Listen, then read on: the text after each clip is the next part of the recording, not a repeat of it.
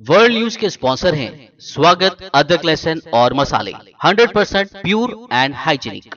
अस्सलाम वालेकुम, आदाब। मैं हूं खलील फरहाद। वर्ल्ड न्यूज की शुरुआत करते हैं हेडलाइंस के साथ। जापानी वजीर आजम फुमियो किशिदा पर कातिलाना हमला, धुएं का बम फेंक कर धमाके से हलाक करने की कोशिश नाकाम, महफूज मकाम पर किए गए मुंतकिल।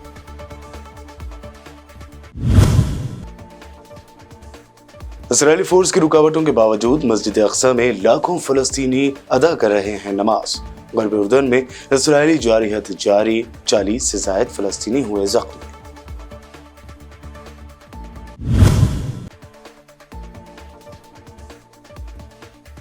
इंडोनेशिया के इलाके जावा में 7 शिद्दत का ज़लज़ला, फौरी तौर पर हलाकतों की इत्तला नहीं, सुनामी का इम्कान भी कर दिया गया मुस्तरद।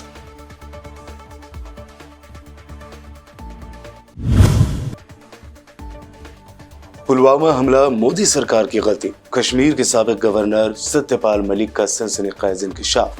पीएम को इस गलती के बारे में बताने की कोशिश की तो मिली थी चुप रहने की नसीहत।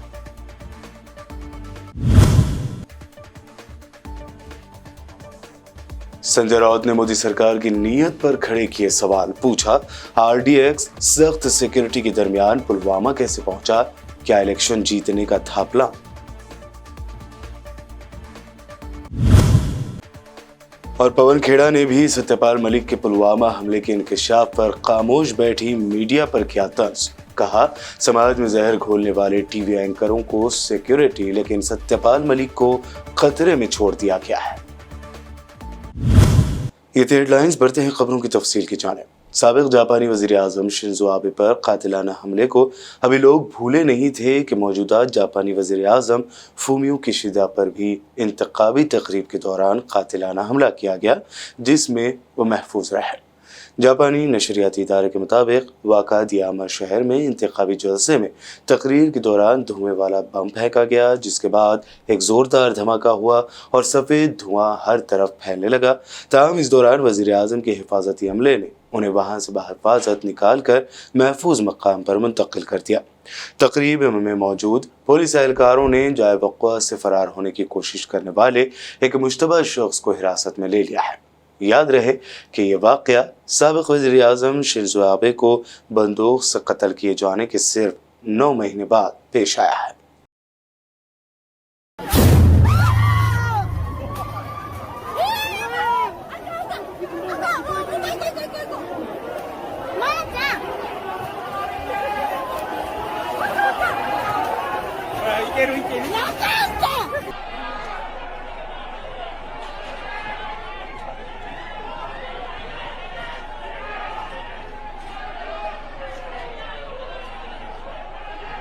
हज़ारों फ़लस्तीनी रमज़ान मुबारक के बाबरकत महीने के आखिरी अशरे में मस्जिद अक्सा के सहनों में इशा और तरावी की नमाज रूहानी और ईमानी माहौल में अदा कर रहे हैं।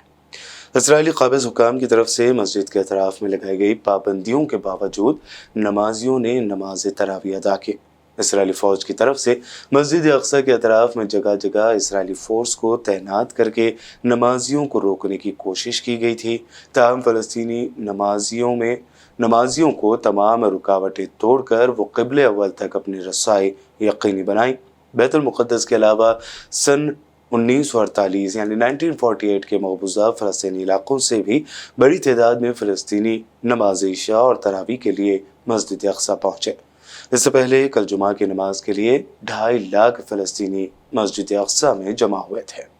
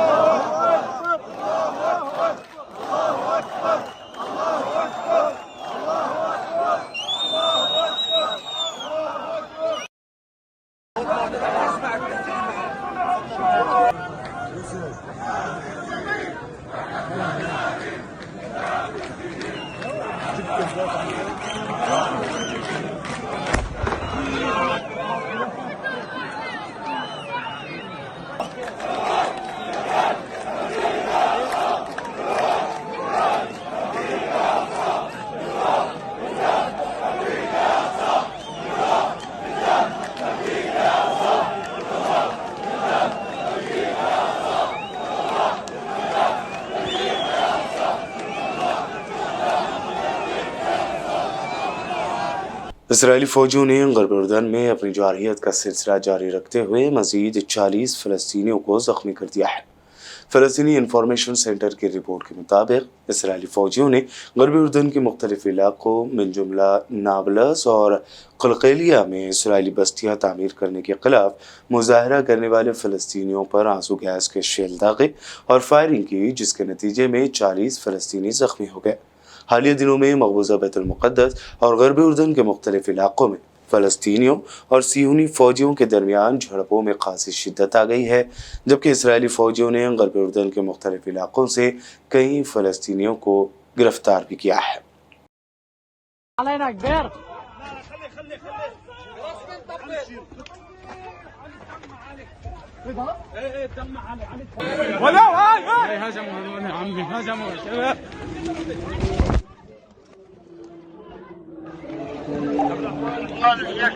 على الأرض مشروع باب الحديد يا أخوان.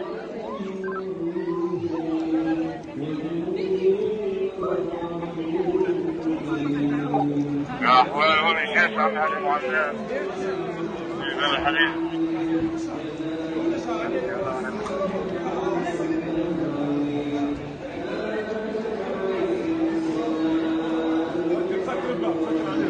ईरान के सदर इब्राहिम रईसी ने कहा है कि फ़लस्तीनी अवाम की बेमिसाल मज़ाहमत और इस्तिक़ामत की तवील साल पूरी इंसानियत की तरफ से लायक तहसीन है। गज़ा में आलमी यौम क़ुद्स के अज़ीमुश्शान इज्तिमा के मौके पर फ़लस्तीनी अवाम से अपने पहले खिताब में ईरानी सदर ने ख़ित्ते में मज़ाहमती महाज की मुसलसल हिमायत करने और मजबूती के अज़्म का इरादा किया। उन्होंने मज़ीद कहा कि हमें मज़ाहमत की हिमायत करने में कोई हिचकिचाहट नहीं है और ईरान मज़ाहमती महाज की हिमायत के लिए पुरअज़्म है। उन्होंने इस बात पर भी जोर दिया कि इसराइली रियासत के साथ ताल्लुकात मामूल पर लाना फ़लस्तीनी अवाम के साथ गद्दारी, मज़ाहमती महाज के साथ गद्दारी और उसकी पीठ और फ़लस्तीन की पीठ में छुरा घोंपने के मुतरादिफ है। रूस ने दिफाई सलाहियतों को फ़रोग़ देने के तहत अपने पैसिफिक बेड़े को हाई अलर्ट कर दिया है। रूसी खबर-रसा एजेंसी के मुताबिक Russian defence minister Sergei Shoigu ने बताया है कि इस कार्रवाई का मकसद मुसल्लह क़ुव्वतों पर किसी मुमकिन जारहियत के जवाब में बहरी सलाहियतों को बढ़ाना है। Chief of the general staff Valery Gerasimov ने भी ये बताया है कि इस कार्रवाई के दौरान रूसी बहरिया की सलाहियतों को जांचा जाएगा। इंडोनेशिया के इलाके जावा में 7 शिद्दत का ज़लज़ला आया है। ज़राए ने अमेरिकी जियोलॉजिकल सर्वे के हवाले से बताया कि ज़लज़ले का मरकज़ जावा के इलाके तुबान से 96 किलोमीटर के फासले पर समंदर में था। इंडोनेशियन जियोलॉजिकल एजेंसी के मुताबिक ज़लज़ले की गहराई 594 किलोमीटर थी, इसलिए सुनामी का कोई इम्कान नहीं है। ज़लज़ले के बाद फौरी तौर पर किसी नुकसान की इत्तला नहीं मिली। हुक्काम का कहना था कि ज़लज़ला काफ़ी गहराई में था, इसलिए किसी नुकसान का इम्कान नहीं है, ताहम इस हवाले से निगरानी की जा रही है। Wow! 地震，等一下先不要放手，地震。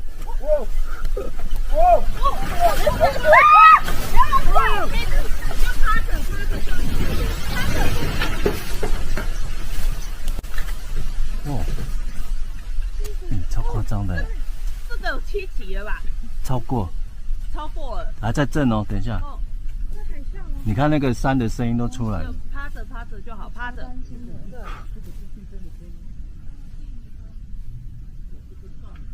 还在晃哎。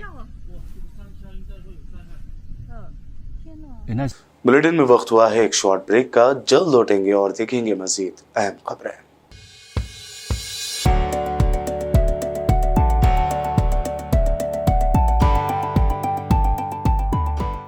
वर्ल्ड न्यूज के स्पॉन्सर हैं स्वागत, अदरक, लहसुन और मसाले, 100% प्योर एंड हाइजीनिक।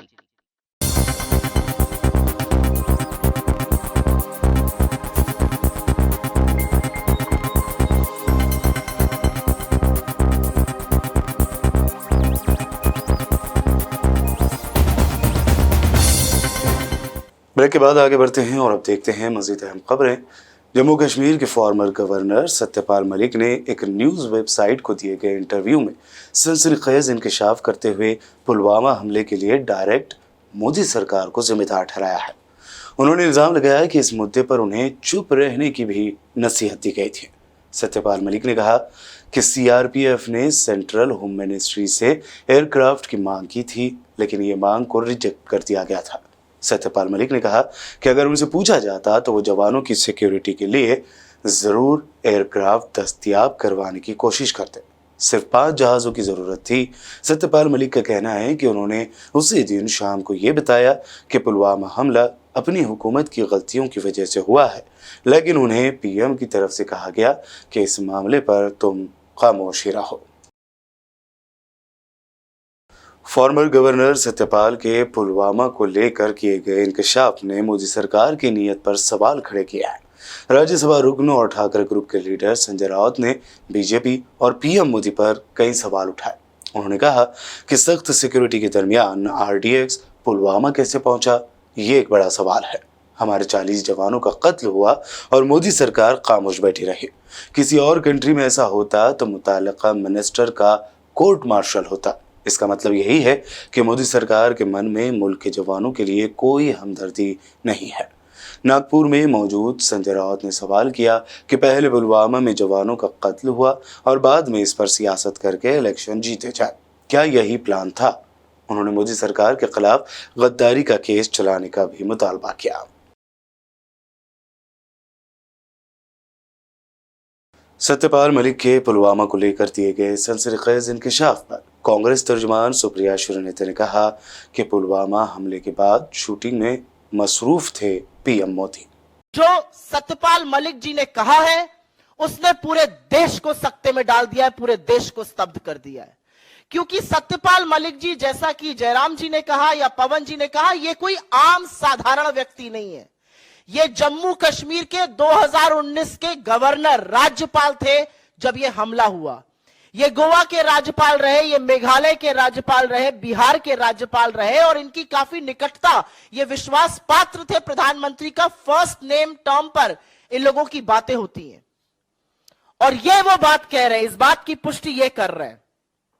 मैं आपसे दरख्वास्त करती हूं कि एक बार 2019 14 फरवरी को याद करिए। 3:15 बजे ये हमला हुआ, खबर आई।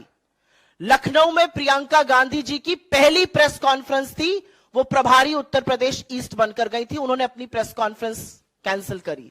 राहुल गांधी जी का एक भोज था G20 राजनयिकों के साथ, उन्होंने वो कैंसिल किया। लेकिन आपको पता है कि हमले के 2 घंटे बाद भी अमित शाह जी ने रैली करी और प्रधानमंत्री मोदी कॉर्बेट नेशनल पार्क में बेयर ग्रिल्स के साथ मैन वर्सेस वाइल्ड शूट कर रहे थे। और यह शूट रुका नहीं, यह शूट शाम को लगभग 7 बजे तक चलता रहा, जिसके बाद सत्यपाल मलिक जी का यह कहना है कि उन्होंने सत्यपाल मलिक जी को फोन किया और पूछा क्या हुआ, और जब गवर्नर ने असलियत से उनको वाकिफ कराया कि यह हमारी लापरवाही के चलते, यह हमारी नाकामी है, एक गवर्नर को कहा गया तुम चुप रहो।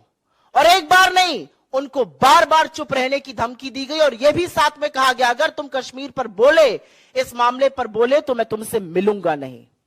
कांग्रेस लीडर जयराम रमेश ने सत्यपाल मलिक के इंटरव्यू के बाद इल्जाम लगाया कि सच को दबाने की पूरी कोशिश की जा रही है, लेकिन सच्चाई दबेगी नहीं। 2018 और 2019 के बीच में जम्मू और कश्मीर के राज्यपाल थे। उन्होंने कल एक टीवी इंटरव्यू में काफी कुछ सनसनीखेज खुलासे किए हैं और इसको दबाने की पूरी कोशिश की जा रही है। जो सत्य का, जो अपने आप को सत्य का पालनहार मानते हैं, वो सत्यपाल मलिक जी की इंटरव्यू को दबाने में लगे हुए हैं, पर ये सच्चाई दबेगी नहीं और इसको हम आगे ले चल रहे हैं। कांग्रेस कायद पवन खेड़ा ने भी पुलवामा हमले में होने वाले इंकशाफ के बाद मीडिया की इस पर खामोशी पर सवाल उठाए। उन्होंने कहा कि समाज में जहर घोलने वाले टीवी एंकर्स को Z ग्रेड की सिक्योरिटी दे रखी है, लेकिन सत्यपाल मलिक को खतरे में रख छोड़ा है। सत्यपाल मलिक जी ने जो कल इंटरव्यू दिया है, आरोप बहुत गंभीर हैं और एक ऐसे व्यक्ति से आ रहे हैं जो एक सीनियर नेता भी है, पूर्व राज्यपाल भी है और इतना करीबी प्रधानमंत्री के रहा था कि जब 370 हटाया जा रहा था तो एक संवेदनशील दौर में एक संवेदनशील राज्य के वो राज्यपाल बनाए गए। तो कुछ सोच समझ कर ही बनाया होगा, कुछ करीबियां रही होंगी, विश्वास पात्र रहे होंगे। तो कोई ये भारतीय जनता पार्टी की आईटी सेल के 2 रुपए के ट्रोल तो है नहीं कि उनकी बात को नजरअंदाज कर दिया जाए। गंभीर बात कर रहे हैं, विस्फोटक इंटरव्यू है। 4-5 उन्होंने महत्वपूर्ण और प्रमुख मुद्दे उठाए हैं। जो कोट अभी आपने उनका देखा कि मैं सेफली कह सकता हूं प्रधानमंत्री जी को करप्शन से बहुत नफरत नहीं है। आज सत्यपाल मलिक जी की स्थिति क्या है, पहले उस पर 2 मिनट बात कर लें। 1 मिनट। किराए के मकान में दिल्ली में रह रहे हैं एक पीएसओ के साथ। हमें मालूम है प्रधानमंत्री जी को सत्य की आवाज से ज्यादा मधुर गुलाम की आवाज लगती है। तो सत्यपाल जी को एक पीएसओ दे रखा है। जिस व्यक्ति की देखरेख में 370 हटाया गया, जिस पर भारी खतरा है, उस व्यक्ति को आपने एक पीएसओ दे रखा है। दिल्ली के एक कोने में किराए के मकान में वो रह रहे हैं। आप अपने कुछ समाज में जहर घोलने वाले एंकर्स, ऐसे फिल्म निदेशक जो आपकी चाटुकारिता करते हैं और ऐसे अभिनेता जो आपकी स्तुतिगान करते हैं, उनको आपने XYZ अलग अलग तरह की सिक्योरिटी दे रखी। सत्यपाल मलिक जी को आपने क्यों छोड़ दिया है ऐसे खतरों के मुंह में, पहले हम यह आपसे जानना चाहते हैं। मोदी जी को करप्शन से कोई परेशानी नहीं है। सत्यपाल मलिक के इंकशाफ पर अरविंद केजरीवाल ने तंज करते हुए कहा, ऐसे शख्स के लिए करप्शन कोई मुद्दा हो ही नहीं सकता। कल सत्यपाल मलिक जी ने एक इंटरव्यू दिया, मैं वो सुन रहा था। सत्यपाल मलिक जी ने कहा मोदी जी को भ्रष्टाचार से कोई परहेज नहीं है।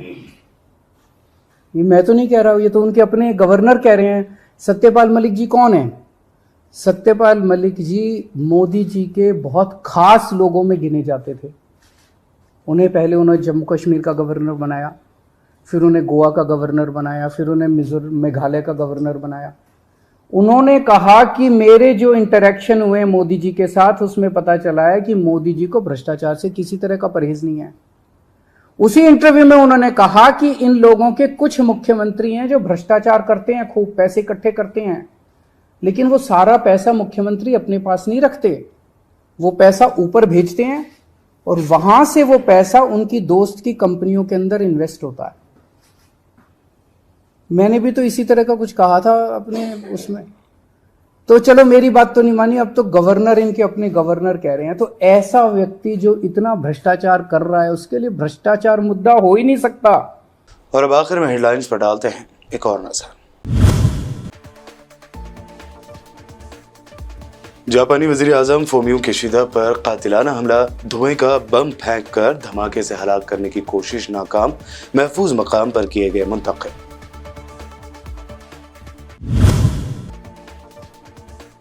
इस्राएली फोर्स की रुकावटों के बावजूद मस्जिद अक्सा में लाखों फलस्तीनी अदा कर रहे हैं नमाज। गरब उर्दन में इस्राएली जारहियत जारी, 40 से ज्यादा फलस्तीनी हुए जख्मी।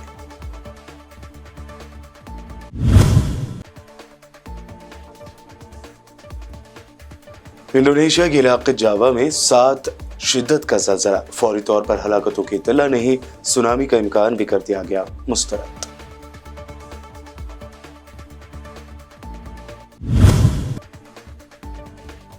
पुलवामा हमला मोदी सरकार की गलती, कश्मीर के साबिक गवर्नर सत्यपाल मलिक का सनसनीखेज इंकशाफ। पीएम को इस गलती के बारे में बताने की कोशिश की तो मिली थी चुप रहने की नसीहत।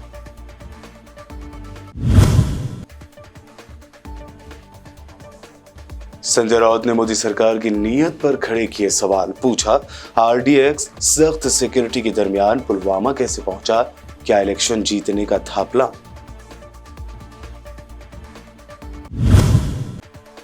और पवन खेड़ा ने भी सत्यपाल मलिक के पुलवामा हमले के इंकशाफ पर खामोश बैठी मीडिया पर किया तंज। कहा, समाज में जहर घोलने वाले टीवी एंकरों को सिक्योरिटी, लेकिन सत्यपाल मलिक को खतरे में छोड़ दिया गया है। वर्ल्ड न्यूज में अभी आपने देखी अब तक की अहम नेशनल व इंटरनेशनल न्यूज। मजीद ताज़ा तरीन अपडेट्स और दिलचस्प प्रोग्राम्स के लिए देखते रहिए बीबीएन चैनल। बीबीएन चैनल के व्यूअर्स के लिए एक अहम इत्तला। अब बीबीएन चैनल का टेलीकास्ट भारत भर में हो रहा है। हमारे व्यूअर्स भारत में कहीं भी टीवी पर अब बीबीएन चैनल देख सकते हैं। स्क्रीन पर बीबीएन चैनल की टेलीकास्ट डिटेल्स दस्तयाब हैं। इसके अलावा भारत भर में किसी भी एरिया में अगर आप बीबीएन चैनल देखना चाहते हैं तो आप अपने केबल ऑपरेटर को इसके लिए कह सकते हैं। आपकी डिमांड पर वो ज़रूर बीबीएन चैनल टेलीकास्ट करेंगे, क्योंकि बीबीएन एक फ्री टू एयर चैनल है। इसके लिए आपको सिर्फ हमारे दिए गए नंबर पर केबल ऑपरेटर से कॉल या व्हाट्सएप पर मैसेज करवाना है। हम आपके केबल ऑपरेटर तक बीबीएन चैनल पहुंचा देंगे, जिससे वो आपके एरिया में टेलीकास्ट कर सकते हैं। इसके लिए चैनल की हमारी पूरी टीम लगातार काम कर रही है ताकि आप तक बीबीएन चैनल को पहुंचाया जाए। इसके अलावा बीबीएन चैनल को भारत भर में रिपोर्टर्स की ज़रूरत है। अगर आप सहाफ़ी हैं और बीबीएन चैनल से जुड़ना चाहते हैं तो आप भी दिए गए नंबर पर रब्त कर सकते हैं।